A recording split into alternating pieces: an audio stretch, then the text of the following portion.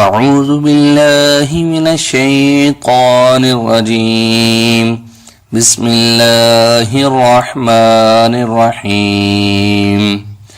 يا بني إسرائيل اذكروا نعمتي التي أنعمت عليكم وأني فضلتكم على العالمين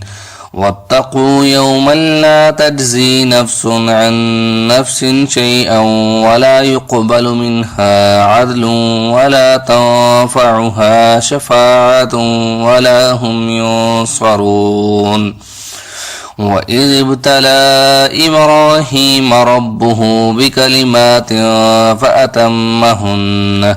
قال إني جاعلك للناس إماما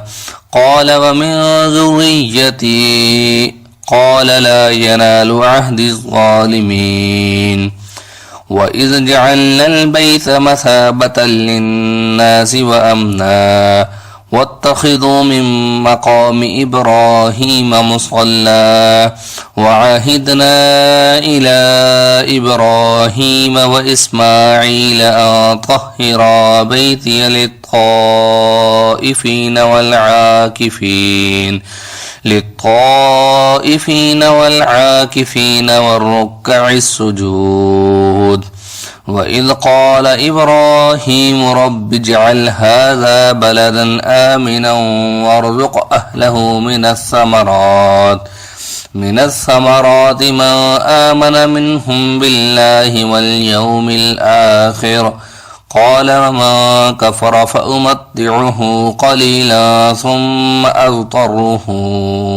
إلى عذاب النار وبئس المصير وإذ يرفع إبراهيم القواعد من البيت وإسماعيل ربنا تقبل منا إنك أنت السميع العليم ربنا واجعلنا مسلمين لك ومن ذريتنا أمة مسلمة لك وأرنا مناسكنا وتب علينا إنك أنت التواب الرحيم ربنا وابعث فيهم رسولا